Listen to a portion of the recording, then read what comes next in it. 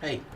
So I know it's been a few weeks since we met, and last time we kind of came up with a little bit of a change plan, things you were going to be working on, hoping to cut back a little bit on your drinking.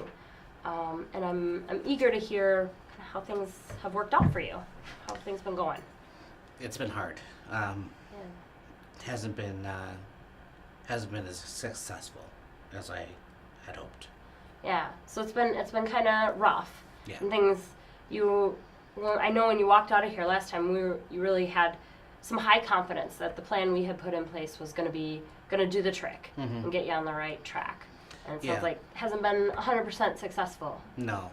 I mean, my wife helped me out. We got rid of all the alcohol in the house. Okay. So that was a start. Yeah.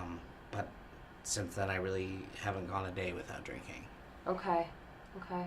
So you did the first part of the plan, which was one of the things we were going to do was get all the alcohol out of the house so it wasn't just so readily available for you. Mm-hmm. Yeah. Yeah.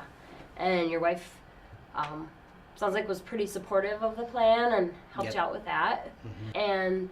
And the rest of it sounds like somewhere kind of got off track. Yeah. I mean, like I said, I really haven't gone a day without drinking. Maybe not drinking as much, but I know I'm still drinking. Okay. And I know part of the goal was to, have periods where I wasn't drinking and trying to increase those, and I just haven't had success. Yeah, yeah. So you've been able to cut down the number of drinks a little bit, Mm-hmm. but really still feeling like every day got to have some alcohol. Yeah, I mean, as I get closer to the end of my workday, really all I'm looking forward is stopping at the bar and getting a drink after work, and basically finding any way to sort of leave 15 minutes early, 20 minutes early, half hour early, so that I can go to the bar, have a couple drinks, and get home before the wife realizes I'm, coming home late. Okay, yeah. So it's really like sort of taking over your thoughts a little bit Yeah. as the day starts to progress. It's like just that idea of how am I going to get to the bar in time to get a couple drinks in me before I head home is really kind of all that's on your mind, and you're sneaking out of work a little early and Yeah. trying to manage your time, and I imagine it's just like a lot to juggle. Yeah, it is, and my boss is starting to catch on. He came in the other day and noticed I was still kind of hungover. Noticed I've been kind of leaving a few minutes early the past week or so. So he's getting on my case about that, and I don't want to lose my job. Yeah, yeah. That was really important to you to keep it, at least so that the drinking, it was affecting your life at home a lot, but you really wanted to keep it from getting in the way of your job. Yeah, especially working at a plant, you kind of need to be present. Yeah, yeah. And I don't like going into work hungover, but I've been able to manage things so far. I'm just worried that I might not be able to. That was the Yeah. whole reason I got started. Yeah. Just to be safe. Yeah, and I know that was one of your goals that was really important to you when we came up with the plan, was to sort of show yourself that you were able to have some days with no alcohol, because you wanted to kind of like just prove to yourself that you could do it. Mm-hmm. And it feels like kind of hard now that you're saying, I haven't been able to do it, and I've been working on it really hard. Yeah. Put a lot of effort into this, and it's just not going the way I hoped it would. Yeah. Yeah, yeah. And things almost sounds like things are kind of coming to a head. I know things have been already pretty rocky at home with your wife, and she wasn't super thrilled about the drinking, and she's been supportive of this plan of yours to kind of do it on your own up to this point. But now things are kind of trouble's starting to bubble up at work too, and gosh, I imagine that just feels like pressure from all sides. Yeah, and that doesn't help, because then I'm, feeling like I'm failing myself, and then that just makes me want to drink even more, and it's building on itself. Yeah, it's like this vicious cycle. Yeah. Because the drinking is what you were trying to do to relieve the pressure, but now the drinking's become a source of the pressure. Yeah. Oh my gosh. Yeah. Yeah. Yeah. So I wonder, what are you thinking now? Because I know before you really wanted to come up with this plan to do it by yourself. Sounds like for at least the past couple weeks hasn't been going the way you hoped it would. Where does that leave you? You know, I'm not sure. I feel stuck. I know last time you mentioned a few other things. I don't remember what they are, Yeah. and I know that something needs to change. Obviously, this plan isn't working, and I got to do something different. Yeah, you were really hopeful that this plan would be the thing that would do it, and you put a lot of effort into it, and it's hard to come in and say it's not working out. Yeah, and you're thinking, you know, something has to change. You're ready for something to change, and you're interested in hearing about what other options you have at this point for making a change. Yeah. Yeah. Well, I wonder, would it be all right if I go over with you again kind of some of the options other ways that people have successfully made changes in their alcohol use in the past? Yeah, I'm open to suggestion. Okay. Well, at this point where, you know, folks are kind of at the point where you're at, where they're saying, I know I want to make these changes, but I'm just feeling like I'm not able to do them on my own. Typically, there are a couple different ways that people have had some really good success. One is with a treatment program, and specialty treatment can look like a bunch of different things. For some people, it involves checking into a hospital, staying there for a little bit, maybe going to a residential facility. For lots of people, it involves lots of other things as well. I know one of your concerns about not wanting treatment before was, I don't want to have to go away anywhere. I don't have to miss more work and be away from my family. Yeah. And I can't say what level is going to be recommended for you, but there are other options in addition to residential treatment. There's outpatient programs, and so those can range from, I know some of the programs here in town have evening programs, so people like you who have day jobs, work the day shift, can go after work. Instead of going to the bar, they go to the treatment program and get some treatment and some counseling and some help that way. There's also day programs that happen. And then there's also programs where people might go once a week and meet with a counselor, even less frequently than that. Generally, for all of that, for that whole range, the first step is to get what's called an assessment. Okay. And so that would be going to one of the programs, scheduling an initial appointment, and they're going to get a whole bunch of information, probably ask you a whole bunch of questions, with the intention of figuring out where you're at and what's going to be most helpful for you in your particular circumstance. Okay. So that would be, if you're interested in that, that would be, you know, kind of the next step down that route. Another option that people have had good success with, some sort of self-help program, such as AA, is kind of the most famous one that people have heard of. And some people do that and do only that, and some people do the treatment program and AA. Again, it's kind of figuring out of this whole menu of things, what are we gonna mix and match and put together that's gonna really feel like the best fit for you.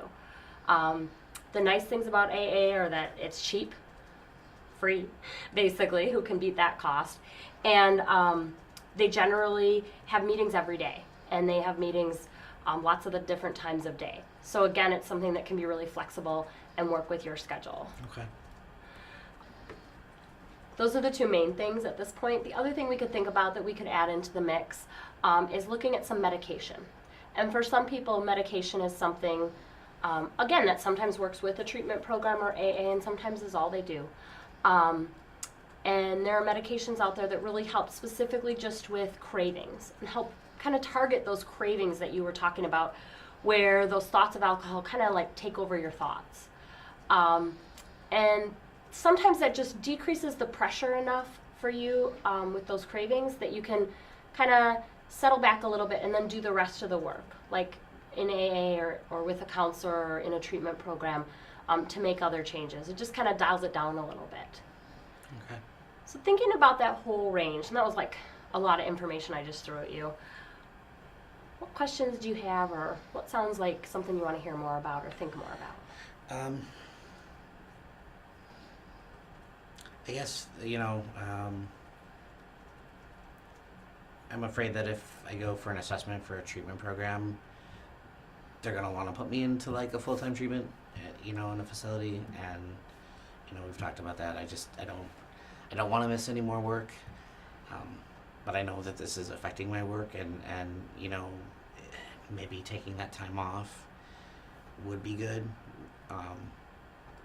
Just because I'm struggling, I really am.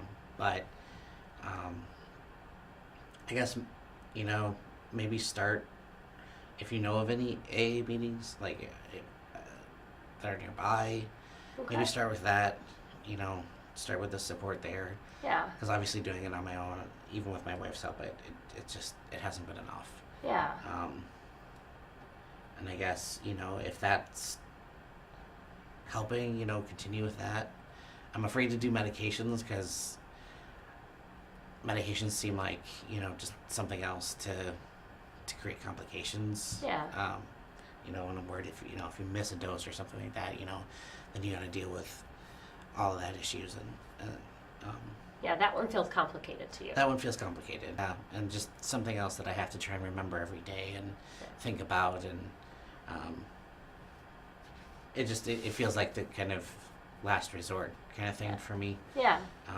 So I guess maybe trying the AA, working from there, and I guess I'm not entirely opposed to an assessment. I mean, I think we might be able to talk about what they would recommend, what I feel like I'm able to do, and hopefully we can kind of come to some agreement, because I don't want to be away from home. You know, I think being away from home feels like it would put more pressure on me in a way. But if we could work out something where, you know, it isn't, like you said, the outpatient thing, maybe, you know, come in once a day or once a week or something like that, you know, on my way home from work, stop there instead of stopping at the bar. I'm willing to try a couple different things, because I think just, it seems like doing just one way or one thing is not working for me. So. Yeah. So it feels like you're not sure you're ready to commit to what kind of treatment you're going to go into, but at least the assessment and getting their recommendations, hearing what they have to say, and then thinking about how can we work together to figure out what's going to work. That feels comfortable for you, at least. Yeah. And it sounds like you're also interested in hearing more about or looking into AA. Yeah. And that's, you know, sounds to me like this idea of combining a couple different plans at once. Feels like for you, that's going to help you get a jump start on turning this thing around. I think so. Yeah, because like I said, I don't think that just one path, one way is working, obviously, for me right now. And I think if I had support from different areas, that might really help kind of keep me on track. Yeah, so it's almost like pull in as much support as you can and just sort of surround yourself with it. Yeah. Because you've tried the other way, and it's really hard. Yeah, it is. You know, I mean, you know, my wife was willing to help me, but she's not with me all day at work. She's not, you know, monitoring me when I get done with work and on my way to the bar, you know. I mean, she's calling my cell phone, but I ignore it, and, you know. Yeah. I'm like, I'm almost home. I'll be there in a few minutes. But, you know, she knows something's up, and, you know, it's put a strain on our relationship there, and obviously work is catching on, and I don't want my life to be more complicated than it already is. Yeah. So you're just ready to tackle this. Yeah. So we can talk a little bit about next steps. Is that, are you feeling like that's what feels right for you? Okay. Yeah. All right. Let me check here. This is my binder where I have all the treatment resources, and so I can get you some numbers to call. Okay. We can talk about a couple different ways. Either we could call together, or I could give you the numbers and you could call and sort of explore for yourself which one feels like the best fit in terms of going somewhere to get the assessment done and getting it scheduled. Let's see. So you work at the plan. Do you have their standard insurance plan? Yep. Okay. All right. And so this one is, so this is typically, and we try to keep these up to date, but again, when you call the specific treatment programs, you're just going to want to check and verify that they do take your insurance, but these are typically the plans that work with your insurance program. And so there's the names of the programs and the phone numbers there for the intake department. And you'll see there's 3 of them on here. Okay. what most patients like to do is just call all three, ask a few questions, kind of feel them out, see whose responses feel comfortable for them, and then going from there, see, again, what availability they have, because sometimes there is a little bit of a wait Okay. for that first assessment appointment. Yeah. Okay. So would you like to call together, or would you like to call on your own? If I could take all three and then maybe sit down with my wife and, you Yeah. know, maybe go in together. Absolutely, yeah. So I'll let you hang on to that then. Okay. And so it sounds like your plan is look through those together with your wife, give them a call, figure out which one you want to try and go, and then maybe schedule an appointment time where she can come as well. Yeah. And be that support for you. Yeah. Okay, great. And the other thing you were interested in was AA resources, right? Okay. So there's a couple different things. There's a general number that you can always call, and it's just the meeting hotline. Okay. And then that lists for our entire county where all the meetings are. And it's just usually a recording every day Okay. that'll say, today the meetings are, 7 a.m. at such and such a location, 5 p.m. at such and such a location. And they'll give any specifics. So some of the meetings are non-smoking, some of the meetings are smoking. Okay. That's good to know. Some are men only, women only, some of them are mixed, that kind of stuff. And then they also have what's called open meetings. And those are meetings for anybody to Okay. come. Sometimes friends or family come, nursing students, just people in general who want to learn about AA. And then closed meetings are specifically for people who consider themselves to have a problem with alcohol and are working on making changes. Okay. So you can decide what would feel most comfortable for you. Sure. So this AA form has both that hotline number on it. It also lists, there's a couple of what they call clubhouses. And so those are Sure. places specifically where they just generally have AA meetings and other events. Okay. So it has the addresses for those. And then there's also the website on the bottom of the page. Oh, okay. There's a website. Yep. So there's online, and there's even online meetings and online chat rooms and stuff too as Okay. part of AA. So there's a lot of different ways to sort of access that resource. That might be good at 1 o'clock in the morning. Yeah. Yeah. When you feel like I want to talk to somebody, but there's nobody to call, Right. an online resource might work for you as well. Okay. So I will give you this as well. All right. So it sounds like right now you've got kind of 2 action steps that you're going to take. And I just want to check in with you about sort of your comfort level with all that. I know you've been telling me you're feeling really ready to do this. Any concerns about taking those 2 action steps or things that might get in your way from making those phone calls and doing those things? Well, I mean, I have to be honest. I mean, I'm a little anxious about the whole assessment thing. Just afraid of what they're going to tell me and what they're going to recommend for me. And I can't say that I'm not anxious of going to a large group of people and talking in front of them about everything. Yeah. So, I mean, dealing with that anxiety, that's going to be kind of one of the things that I'm going to have to face. And Yeah. that's probably going to be my biggest challenge. And just continuing to deal with the current cravings and, finding something to redirect myself. And I think, if I can get over my anxiety and have these as options, hopefully those will work for me.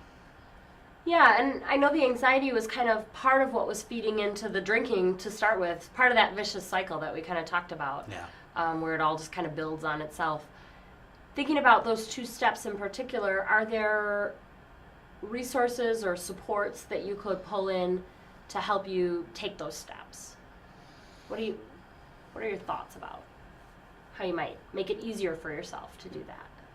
Well, like I said, bringing my wife to the assessment, I think would help, just with some of the anxiety, and having her know what they recommend and what I want to do, and so that she kind of knows the game plan ahead of time, because I know that, she helped me with getting the alcohol out of the house, but she didn't necessarily know all the details of the rest of the stuff we talked about, because she wasn't here, and trying to fill her in, I may have left a few things out.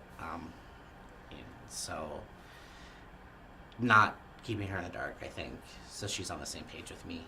Yeah, and it feels like for you, it sounds like sort of bringing her to that assessment is going to do two things. One, it'll be sort of helpful for you to get over that anxiety to have her there by your side. And it'll also help kind of bring her into the conversation so that it's not a matter of what does she know, what doesn't she know, having that added pressure of keeping things from her and all that. Just get her in, get her on the same page with you, and move forward together. And hopefully, help me with my own accountability, I think, because I know it's been easy, if I can find a way, I do. So having somebody sort of be your corner coach in a way. And maybe I think I've heard about the Al-Anon meetings, those for are people who whose partners or loved ones are alcoholics, and maybe she'd be willing to go to those, and maybe we could go to some of those together, and then she can come to some of the Alcoholics Anonymous ones with me, and maybe see how they both are a little bit different but the same, and try it that way. Yeah, so absolutely, she'd be welcome at those open meetings, and even for you, if it feels like that's more comfortable to start by going to those open meetings and bringing her along with you as a support, that might be a way to kind of get over that initial hurdle of going to your first meeting and feeling so anxious about it. Yeah. And I wonder, could I make one suggestion for you that I guess I'll just invite you to think about this. When you go for the assessment, they're going to ask if there's anyone you want to sign release of information forms for. Oh, okay. And so that basically would allow that person to have access to, say the recommendations and the outcome of your assessment, that kind of thing. So if you're wanting to keep her totally filled in and in the loop, you might consider signing a release of information for that. Okay. We also ask that if you're comfortable, you could sign one for your doctor's office here. And then that would allow your doctor and myself to talk to the treatment program as well if there's ever any questions, or later on down the road if you are thinking about medication maybe as an option, that kind of stuff. We just keep those lines of communication open. Sure. So when you go for that initial assessment, they'll ask you, and they'll probably prompt you about that, but you can also think about if that's something you want to do.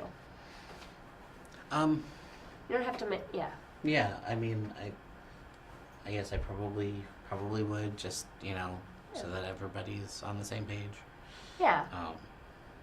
And you don't have to make a decision right now and tell me what your decision is. I just kind of wanted you to know that, because I know you like to really think hard about some of your decisions. So I wanted to give you the time to kind of consider that. Yeah. Okay. So in terms of next steps, it sounds like you're pretty ready for both of those things. Would you be interested in setting up a follow-up time just to check in with me, either in person or by the phone?